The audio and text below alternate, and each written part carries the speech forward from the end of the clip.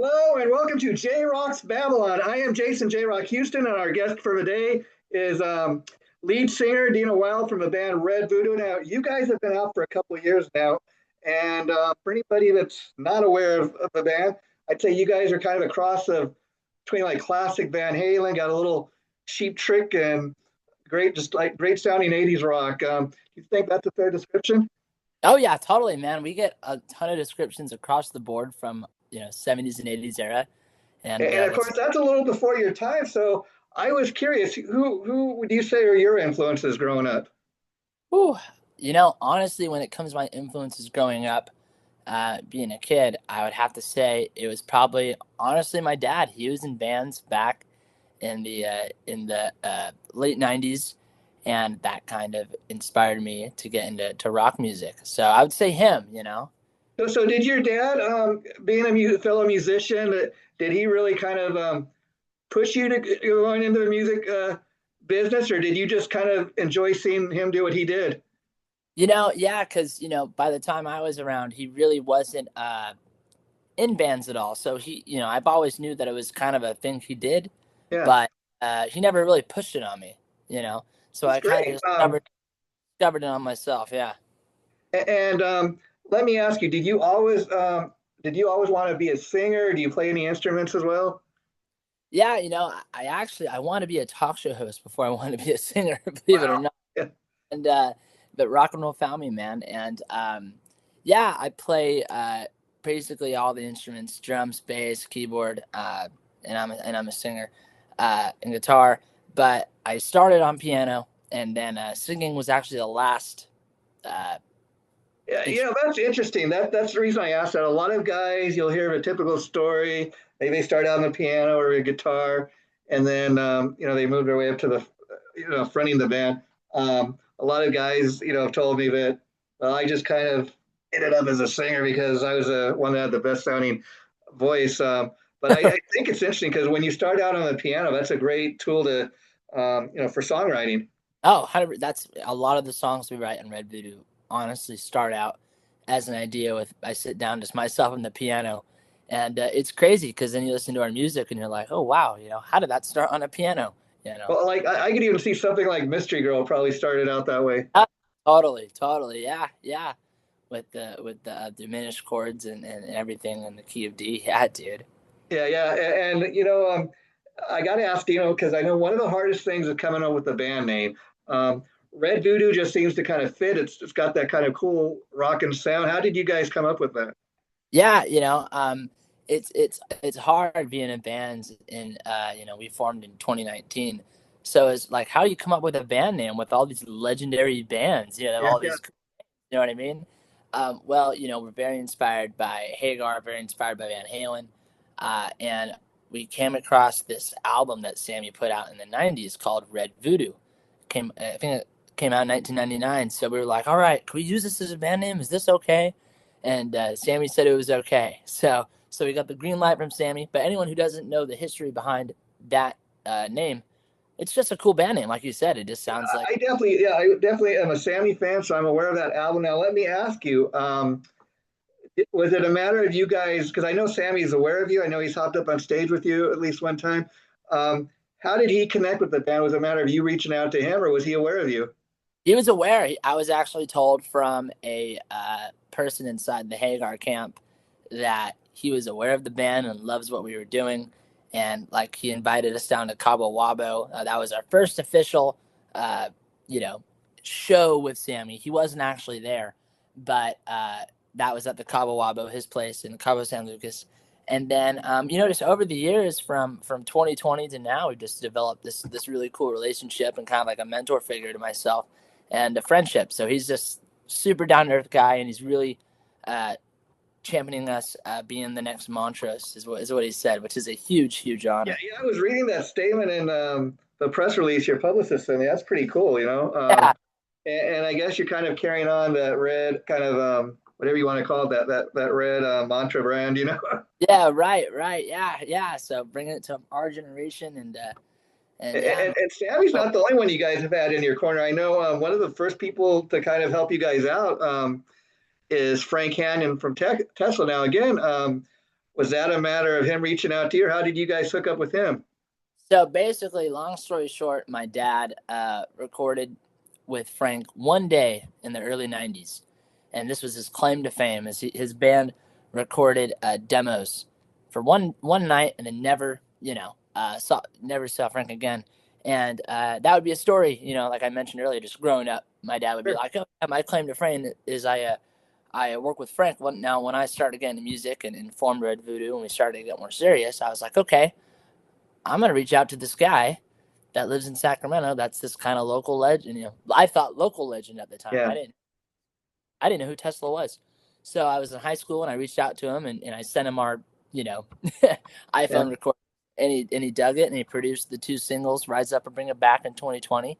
And the funny thing is he didn't even remember my dad. He was I was like, going "Well, to you, ask. I was going to ask. Wow, that's going to be my next question. Um, yeah, and now here's a question. Now, like you said, because of your age, you really weren't aware of who Tesla was at the time. But I was curious, like when you did some research on who he was, did you come across stuff like Love Song and songs? Oh, yeah, I've heard that song on the radio. oh, you know what? It was, I believe it was Modern Day Cowboy was the song that I heard just listening to like 98 Rock and stuff. But it was really cool because Frank took me out for a couple shows of singing Tesla with some other guys too, and we went to Dallas and Oklahoma, and I got to fill in for Jeff Keith a little bit with Frank's band. So that was really fun. How cool is that? These local, heroes, helping you out, and it's just got to be a great, super feeling, you know? It's cool. It's really fun. I'm in Northern California, and it's really cool being the next, you know, young up and coming like Northern California rock band. Like I'm very prideful to wear that on our sleeve, and it's a very cool feeling. You got a lot of got And, Tesla, Hagar, Metallica. You got yeah. Wine, Night Ranger. And You you know. talked a little bit about Sammy, of course. Before Tesla, he was a big local hero from Northern California. Now, he mentions you guys remind him of Montrose. I was curious, have you at all taken the time to listen to that Montrose album from 1973? Because Oh, I have it on vinyl, man. When I started to get into singing, Sammy was my hero, so it still is. And yeah, I mean, Paper Money. I even listened to some of the Dave Patterson stuff yeah. from Game. You know what I mean? Oh yeah, Uh, I know exactly what you mean. I mean, I will tell you, I'm guilty of this myself. I'm a lot older than you, but like, of course, I was like a lot of people aware of those first two Montrose albums with Sammy. Those are the most popular. right. But like I remember when Ronnie Montrose died, all of a sudden you start hearing all this Montrose music that I wasn't even aware of, and then you find out guys like Van Morrison, Brown Eyed Girl, Yeah. played in his band, and you realize there's a lot more to the Montrose legacy than even Uh, just those first two Sammy albums. oh, so true. It's funny in Northern California. I'll bump into somebody and be like, "Oh man, how do you know so and so?" Oh well, yeah, I was Ronnie Montrose's singer from Yeah, 2010, whatever. And I'm like, "Oh wow," and I didn't realize how much, you're right, of a legacy he has. And no, we're very inspired by Montrose, and we're a four-piece straight up rock and roll, no tracks, yeah. and getting back to the roots. Yeah, and of course, what I loved when Sammy joined Van Halen, he brought kind of something extra to the band, and the fact that, well, of course, Eddie Van Halen was a guitar, monster, but Sammy on stage would sometimes, whip out his guitar, and he could play guitar as well as sing. So he brought that extra kind of little bit of spice to Van Halen. Yeah, yeah.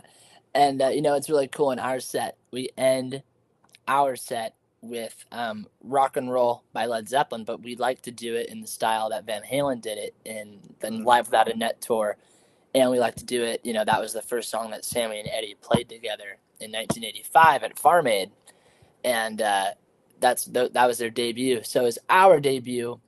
Now that we're touring band, we like to play our show and then give them some rock and roll at the Oh, end. that's cool. And we talked a little about, of course, Frank Hannon, who produced some of your songs. I would say like the Red Voodoo sound to me is a lot closer maybe to Van Halen, but I think you have elements of Tesla in the sense that Tesla's a band that often gets pigeonholed.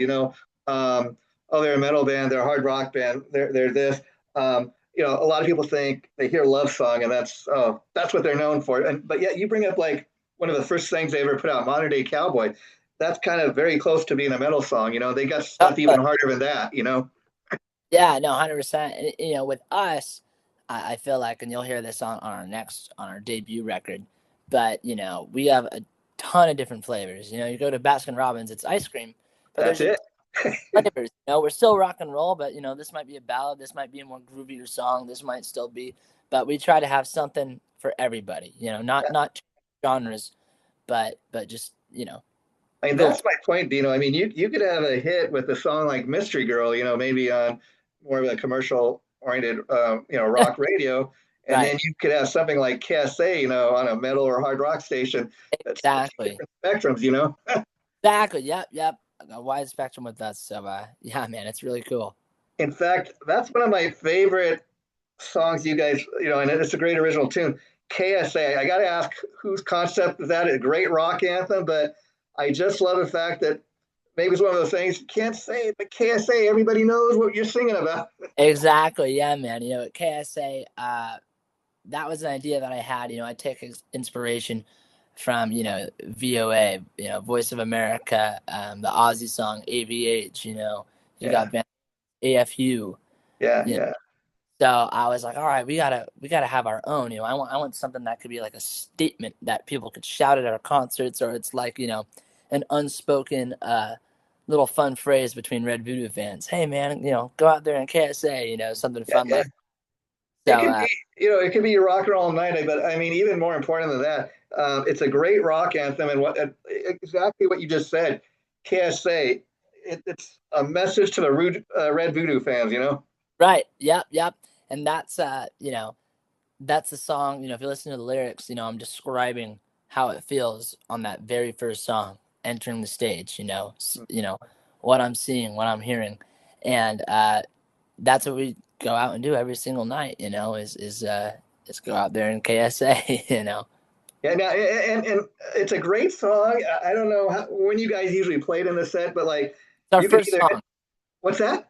It's the first song in our set. I was gonna say because you could either kick off a night with that, or it's a great way to wrap up a show too. Yeah. No, when we were writing that song, we're like, all right, this is gonna be the opener of the show. Yeah, Uh, So it's super super fun. It gets the crowd pumped, especially that scream I do at the very beginning. Uh, gets all the jitters and nervousness out once you yeah, get that. it's got to be a great rallying call, and especially getting you and the band, inspired, feeding off the crowd. Oh yeah, 100%, 100%. And then, of course, another great song, probably one of the first things people ever heard from you guys, Rise Up. And I'm assuming that's kind of about, coming together as a band and getting to this point, working on Frank Hannon, putting out your first single. Yeah, no, totally, man. And that was, our sound has changed since Rise Up, a lot. So it's kind of fun seeing, all right, this is where we were at in 2020. This is us, and like here's us now. And then this next record, you'll see like a really cool evolution. Being a band for 6 years, it's cool to see us grow.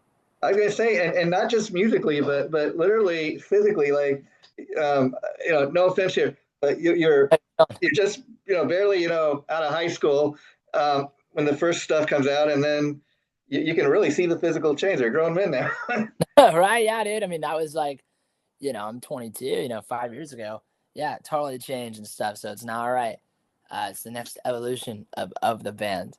And But let's talk about the evolution of the band now. Was this a band you formed, or these other guys in the band, guys you grew up with? How did you all hook up initially? yeah, in where I'm from, there wasn't, a lot of guys, young guys out, like myself, that was into rock and roll music, in high school. So, yeah, basically, it was just through mutual friends in the scene, that we just kind of found each other. We were like, oh, you play guitar? Oh, cool. You play drums? Oh, cool. My bass player, Andrew, I found him on Craigslist. That's Wow. how Yeah. deep it goes. Yeah. And it just showed you, there wasn't, so we really got lucky finding each other.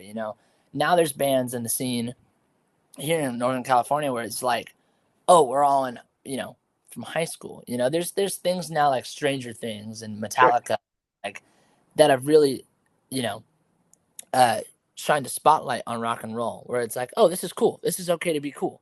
But, in 2018, 2019, there wasn't really that much rock and roll really going on. So when you got everybody in the band together, and you guys start, jamming out your some songs and stuff, what was a minute when you knew there was chemistry among you guys? That's a great question. I've not gone asked that question. Oh Um, wow. yeah, man. I think the first time is we had this bass player, or my bad, we had this guitar player, right? And my guitar player, Dave, was on bass, believe it or not. And I remembered the guitar player, he was sick, so he couldn't make it to practice. So it was myself, drummer, uh, and Dave, who was on bass. It's right when Dave picked up the guitar and just started shredding Eruption. I was like, "Oh my god, what are you doing on the bass guitar?" And he Yeah, yeah, yeah, and he said, man, I just wanted to be in a band with someone my age. That's how thin the landscape was, of yeah, players my age. So, and I think honestly, it was when Dave and I harmonized on Summer Nights for the very first time, is yeah. when in my garage harmonized on Summer Nights, and that was the very first time I was like, oh wow, this clicks right here. Yeah, and I gotta say, watching your videos, Dino, I urge people to go on YouTube because they're all professional, very professional looking, like some of you've seen on MTV Oh, back sick, in the man. day. My point is, you guys really, I can see you're dedicated to putting out like quality product, like a great music video. Oh, totally. So talk about like some of the videos you've done and like what's gone into making some of those. Oh yeah, man. Um, since we're promoting the EP right now, the debut EP Style, that one was the most recent video we put out. And that was super, super fun. We flew in our good buddy Cooper, Aaron from Detroit, and he shot the video, and he knows how to make it look crisp and vintage and pure and real. And we just wanted to, like you were saying, people have kind of grown with us who have been following us since 2019. So now we're like, all right, this is style. This is who we are. You know, fresh new look. And yeah, that was in San Francisco. We recorded it in we recorded the EP, the same location we shot the video.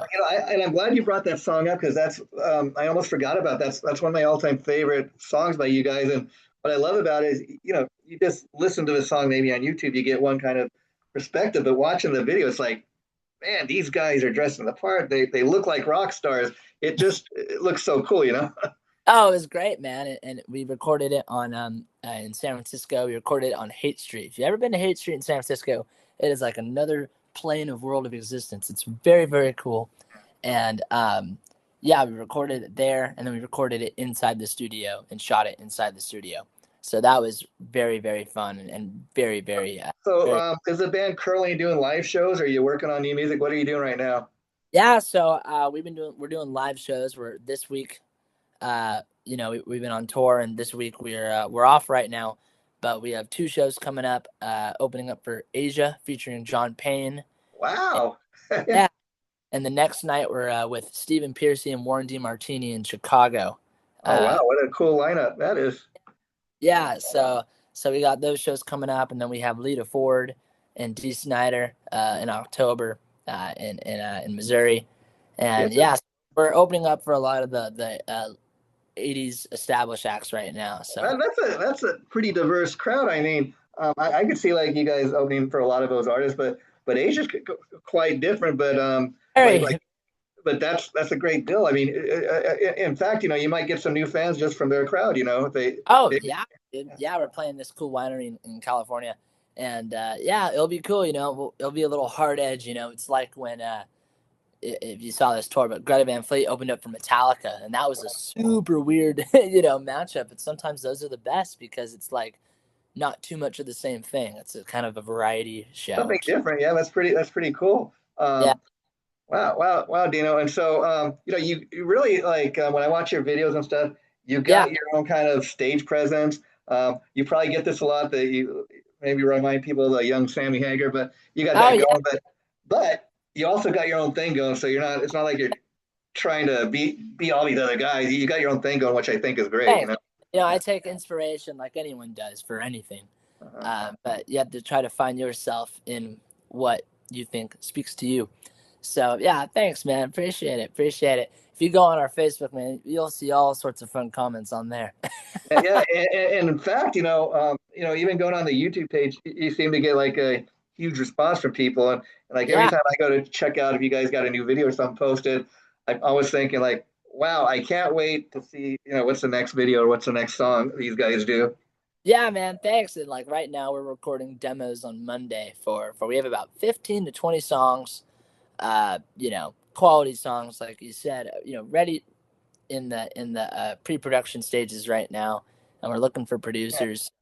Stuff is on the way. We're just taking our time to make sure it's the best possible product. We just don't want Yeah, to throw something. you don't need to rush it out, but I will tell you this. Um, it's kind of interesting. I'm not sure how many songs there are on the current EP, but typically I complain about like the fact that oh, if only it was a full length. But you know what? What's interesting about your EP is the quality of the songs. Maybe that's it. I don't know, but it doesn't seem it's lacking. If anything, maybe I just wish it was a full length. So next time around, you guys think you'll do kind of the same thing you did this time, an EP, or do you think it'd be a full length? What are your Oh, yeah, we're doing a full length. I think that the whole goal with the EP was to create demand. We wanted just to give a little more. taste, right? Yeah, Right. Little taste so we get people hooked, and now they're like, all right, now we're ready for it. But we'll probably honestly roll out singles first. So we'll do a couple singles, makes sense. and then we'll hit you with the full debut EP, debut album. We want a debut album. And then, Every yeah, release EPs, and I'm like, no, let's do a full album. yeah, and then probably biggest problem will be okay. How do we get a set together? Use all the songs. What's really cool is because like the EP is only like 30, not even that. I think it's like Yeah, 18 minutes or something. It's really not long. Uh, but it's been really fun trying out our new material to crowds we've never played to before. So we can get a genuine response from the songs. It's not like someone that has seen us before. Oh, I love this unreleased song they have. We could get a genuine response from the crowd uh, on what songs really, really speak to and, them. and, and here's a fun question. Do you let them know, hey, this is something we're working on, or you just kind of go with it, and maybe people think, hey, we heard this before or not? Yeah, some songs we just go for it. There's some songs I like to tee up and kind of get the crowd involved after the song if they liked it or not, you know. And there's been songs where we play it and we're like, yeah, we're not playing this one again, you know. Or Yeah. there's been songs that we play and we're like, okay, let's record this song and put it out as a single. So I know you guys are kind of just 5 or 6 years into your career, but have you had a chance to tour outside the United States yet, or is that kind of down the line? Oh, that's a goal for us. There's a lot of logistics and stuff, Sure. and we would love to. I mean, that is for sure a goal. We have played in Cabo, Yeah. and we played in Cabo San Lucas twice, and Oh, we were doing 3 nights.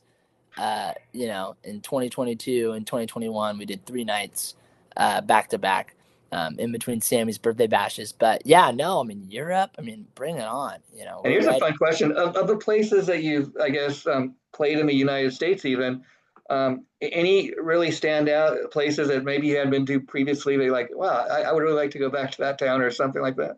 It was cool, man. We played in this big arena on a mountain Wow. in Jim Thorpe, Pennsylvania, at this venue called Penn's Peak, Okay. and Wow. it was really cool. We opened up for Winger Oh, okay. Yeah. and the Bullet Boys, and it was just such. It felt like you were camping, and then there was this huge, arena on a mountain, and it was Wow, we are really, the really old boys. Bands going back to my time when I was growing up back in the '80s, and I bring that up because you got these like kind of two veteran hard rock acts, and you guys opening up the show. What a triple threat show! That must have been. it's been really cool. With the booking agency we're with right now, uh, they're taking a chance on us, and they book all these '80s legacy acts, and it's been really fun meeting these acts, but seeing the crowd's response when they're like, "Oh man, here's a new band with an established rock band," and like sandwiching and pairing us together. It's something fun and new for the audience. So it's really really cool, and then we get to show the people what we do.